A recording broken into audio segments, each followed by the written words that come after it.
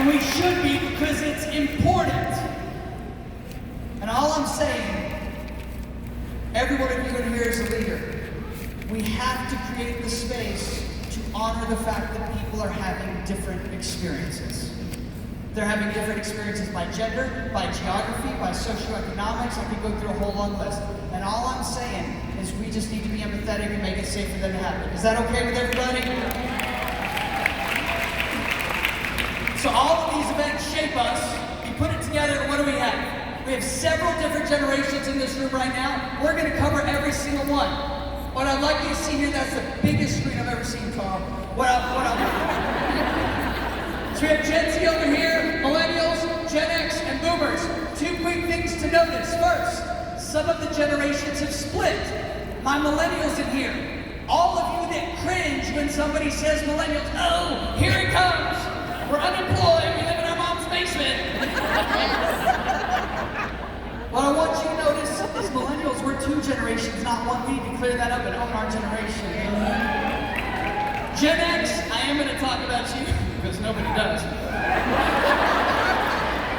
And I want you to notice if you're born on the edges of the generation, what we call cuspers, what that means is, it means that you're a mix of the generations. It's actually an advantage, because it makes you empathetic to both. You're like a bridge.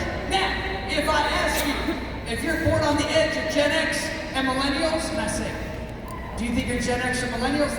Every time people say the same thing, I'm definitely Gen X. Because nobody wants to be a millennial. And we need to fix that. So let's start with Gen Z. Where's my Gen Z people? 25, 26 and under. Woo! Dancing over there. Gosh, I'm so happy to be here. Right, I'm just going to give you 2 or 3 quick things on each generation, and we're going to create what's called generational context. Everybody with me? First thing I want you to know about Gen Z, and these are going to be shocking compared to what you see on the news. First thing I want you to notice, Gen Z is much more practical with their money than people assume. Let me give you an example. We've led a bunch of research, maybe some of you read my Z Economy book, we talk all about this. Here's what it looks like. They'll have a birthday. They'll give $50. They'll take the $50, they'll put it away. And then they'll go back to one of their parents and say, hey, can I have $50?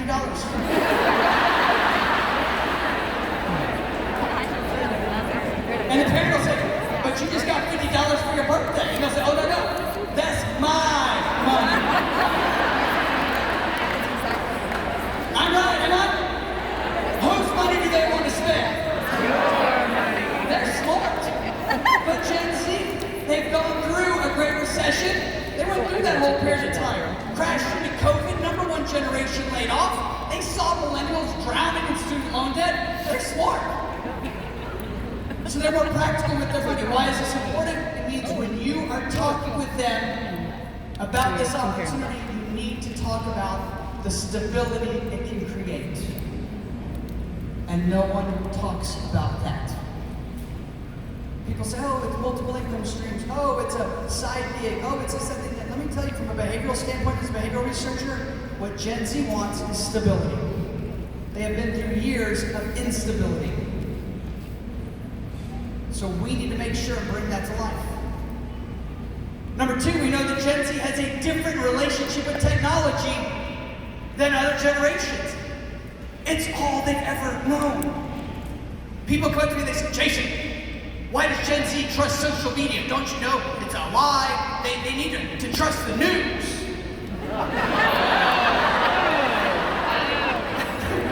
What news is that? I mean, which one do you want me to pick? CNN, Fox, should I keep going? Oh, I know. You want me to watch the evening news. You want me to make an appointment with the news. Because that's going to happen. Oh no, you want me to read the newspaper. The thing that comes out the day after the thing happened. All I'm saying is if you've come of age with it, it's all you've ever known. Of course you trust it. So we need to know that that's where they go for information, that's where they go for education, that's where they go for news, that's where they go for dating, banking, getting paid, you name it. And I'm going to say it differently, and maybe a little more direct. We have to adapt to those we want to connect with, build trust, and drive influence. Does that make sense to everybody? Just because something worked 3 years ago or 5 years ago does not mean it works now. I'm thrilled that it was successful for you back then, but that does not mean it's going to work now. And we've got to be the leaders to adapt. We've got to make it easy for people to get excited about this. What else do we know about Gen Z? They care deeply about social causes. This organization supports amazing causes. Every one of you in here, I guarantee you, believes about helping people. We've got to bring that to life and not be shy about that. Health, wellness, vitality, energy, sleeping better, these are all things that are incredibly important. And we got to talk about it in a way that they can connect with. We also know that Gen Z is doing a few things differently. They're entering the workforce later than any previous generation, and they're not getting their driver's license. And look, we got a lot of type A people in this room. Let's all be frank with each other. I guarantee you, the vast majority of you in this room, you got your driver's license the first day you can get it. Raise your hand if that's true. Yes! And I guarantee you in this room that there's a whole bunch of people that were driving before you got your driver's license. And let me ask you, say it out loud. When you got your driver's license, what did it mean to you? Say it out loud. Yes! In our studies with Gen Z, what do we find? Getting a driver's license means responsibility. That is a massive difference. It's behavioral. When we interview Gen Z, particularly younger ones, that could get their driver's license that don't, we ask them to define freedom. You know what they say? Fast, free internet. Makes sense. I'm not saying it's right or wrong. We just need to be aware when you say, hey, drive over and meet me here, they may not be able to. Doesn't mean they're not interested or the right fit. What else do we know about Gen Z? They don't think they're going to have Social Security, and they think they're going to have to work longer than all of us in this room. Why is that a big deal? Because we predict that Gen Z will leapfrog a lot of millennials over time. And it's going to be a real issue for some of the millennials. Not in this room. If you're in this room, you're going to be one of the other groups of millennials I'll explain in a second. But let me share it this way. When we cover up Gen Z's name, and we talk about stability, and they think they're going to have to work harder and longer, and they've been saving money, and I've got this whole long list of social causes, and on and on and on. On paper, if I cover up their name, what generation do they most look like? Boomers. Baby boomers, exactly. Gen Z is a throwback generation, and they're going to take over the world. So all I'm saying is we need to be ready and be there to help them do this, because if we unlock their potential, it's incredible. Which then leads me to my millennials. Where's my millennials? Raise your hand. Two things I want you to notice about millennials as it relates to Plexus. Write this down, everybody. However you want to take notes, make sure you leave with this. Two key things. Number one, millennials are experiencing a new life stage. It's called delayed adulthood. And what it means, this is in this room. It means they're doing all the traditional adult things, they're just doing them what? Later. Everything you can think about, entering the workforce, graduating from college, getting married if they want to get married, having a child, buying a home, all of these have shifted back. Listen closely. Other generations judge this incorrectly. They say, oh, this generation, they don't want to get married or have kids or do any of this stuff. Every study we do, millennials say they want to do those things. They just say they're not ready yet. And there's an important difference. They're just pushing them back. One of the fastest growing groups to have kids right now, ages 36 to 42. Average age of marriage in the US is going to jump past the age of 30. Average age of, when people have their first child, is going to jump past the age of 30. They're just pushing it back later. Don't misread it. We need to make sure that we align with that life stage. We're going to have a generation of much older parents. My wife was 40 years old when she had our daughter. I'm married. Oh, it's so old now. It's not that old. Everybody else, same age. I'm just saying, we need to be aware and not judge. Make sense, everybody? This life stage will impact the health and wellness industry more than anything else, because it changes so much. But here's the most controversial thing I'll share. we've uncovered that millennials have split into two generations. Look here, everybody, look here. And I'll show you the slide, but just watch first. What we uncovered as a generation is split, is broken into two different generations. You have one part doing everything they were told they were supposed to do, or they planned to do. Told us to go to school, went to school. Told us get a job, get a job. We found out about this business, we earned the way to be here, we paid our own way, we showed up. Am I right, millennials? But nobody wants to talk about us. Right? We didn't get a trophy for showing up, did we? No, I got a free bag, I didn't even get a name tag. But we just show up, keep learning, keep growing, do what we're supposed to do, and then we go home. Then we have another part of the generation that's struggling to create what we call real world traction. I'm going to show you this in a slide in a second. What we know is the generation split, it broke. And for some reason, we don't know why, I wish we did, for some reason around the age of 30, we self-select into one part of the generation or the other, and we can no longer relate to the other part of our own generation. In fact, the group most offended by millennials acting entitled, who? Millennials. Other millennials. Because we think the rest of the generation's giving us a bad reputation. And somebody tells us, oh, well, you're a good millennial, you mentor them. We don't want to mentor them, they're terrible. You mentor them. Everybody, you can take a picture of this. So you'll see, we have what we call megmillennials, millennials. Gen Z is going to leapfrog the millennials. It's going to create all kinds of problems in the future. But if you're in this room, you're a megmillennial, and that's the most important thing. We have to remove the stereotype that millennials are not out there making things happen, because we definitely are. We need to see them as an opportunity. One more last one on millennials. Finish this sentence out loud with me. Millennials, we are tech. Say it out loud. Savvy, thank you. Please don't write that down or take notes like that, because it's not true. But it sounds so good. Because 57 speakers said it to you, it's just not true. What we've uncovered is that millennials are not tech savvy. What we actually are, we are tech dependent. There's a big difference between being tech savvy and tech dependent. Does that make sense to everybody? We don't know how it works, we just know we cannot live without it. And if you know that, you'll understand how to engage with us.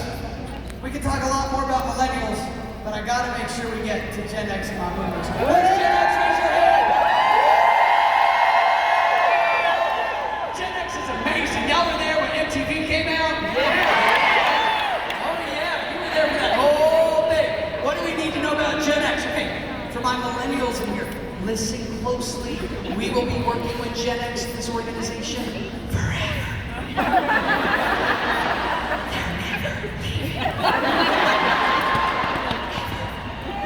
So what do we need to know about Gen X? Let me just give you two quick things. Number one, Generation X is naturally skeptical.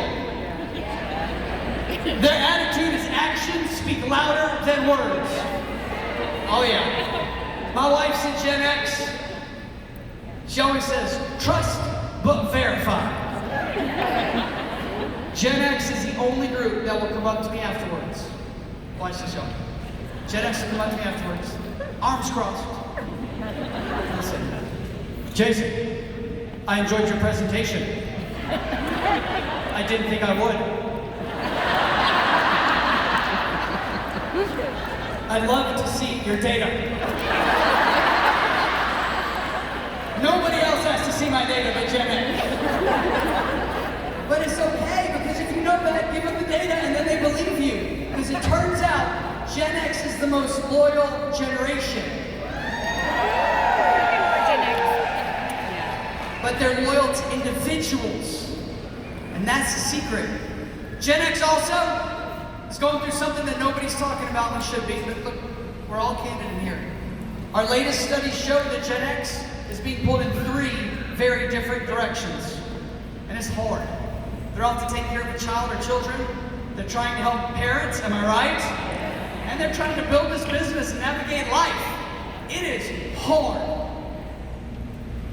And we're not talking about it.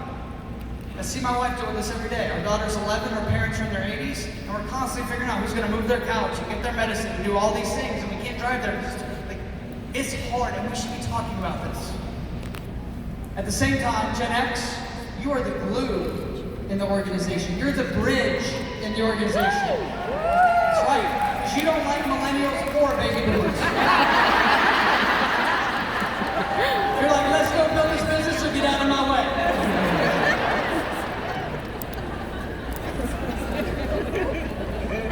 What I want you to notice, Gen X is incredibly important.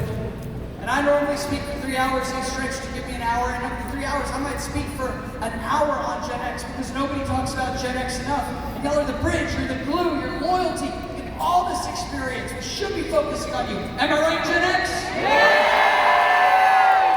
It's always millennials and boomers and millennials and boomers, and now Gen Z, they're talking about our kids. But what I've learned after all of this work is that no matter how long I talk about Gen X, they still feel like I didn't talk about them enough. So we're moving on. If you can't wait, keep going. Which leads me to the most experienced, influential generation in the room. Where's my boomers? Boomers in the house, look at all those watches.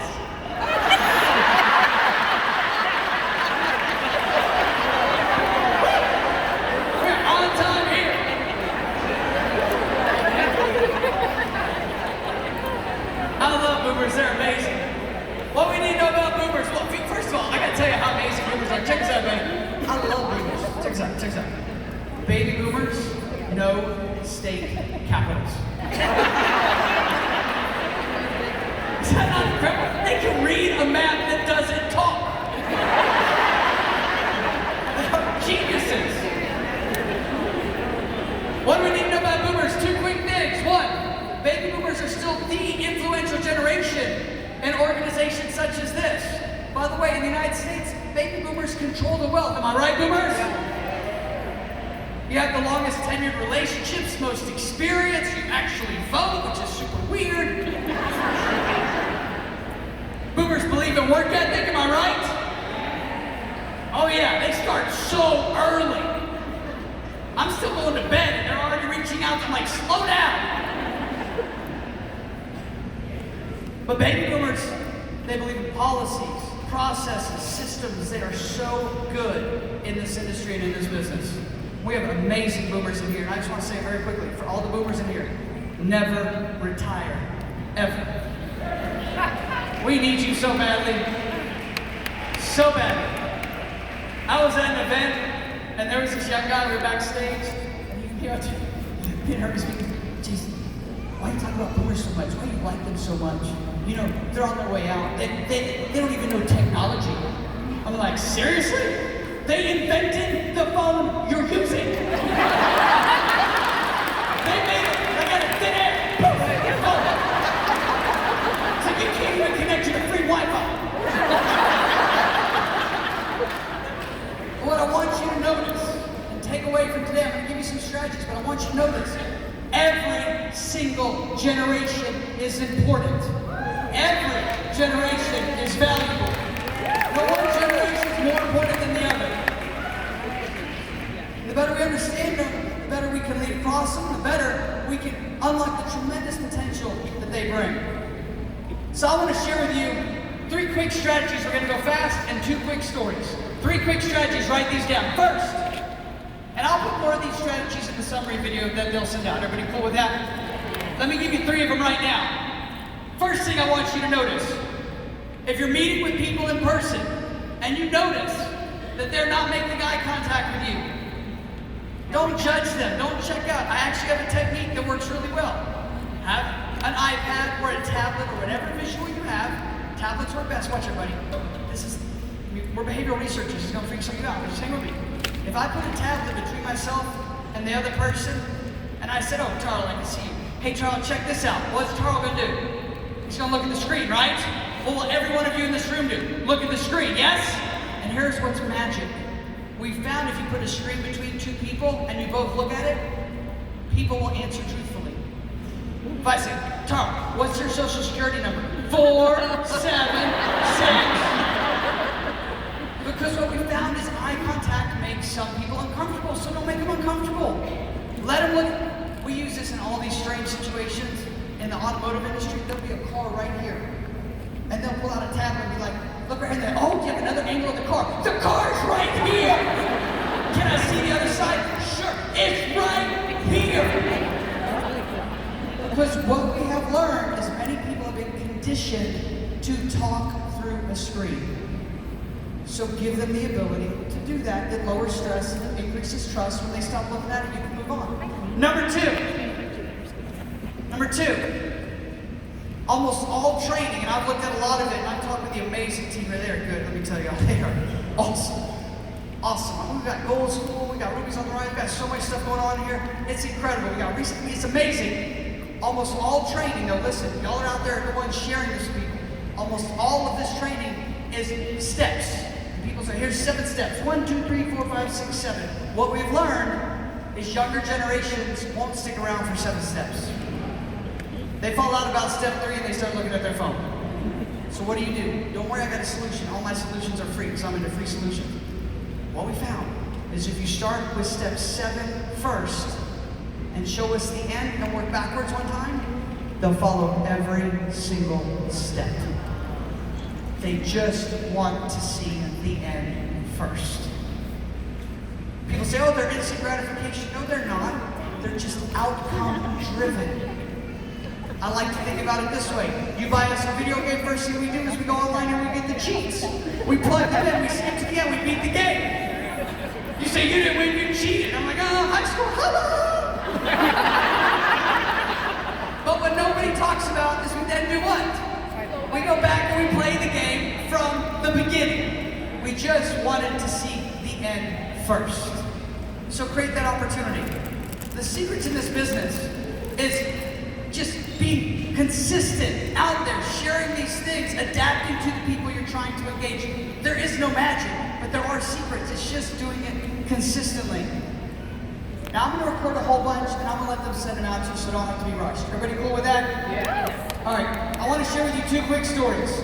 First, this really happened. I have to tell you about it. I was at an event like this, and they had an open mic in the front.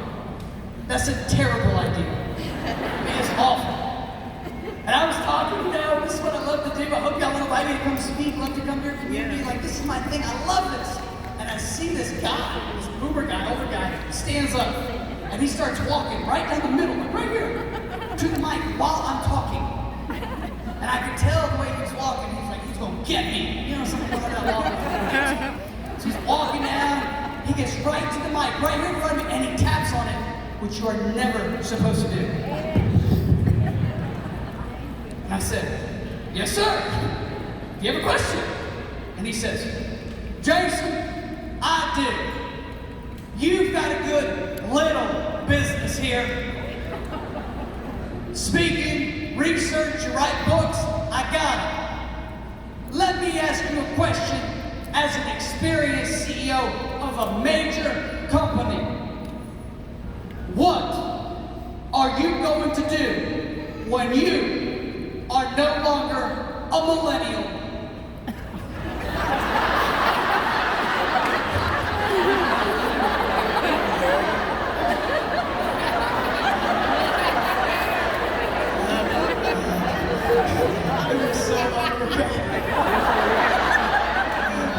So just so we're all on the same page, you stay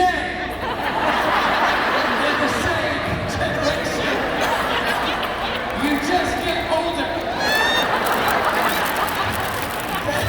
I'm not something to start carrying cash.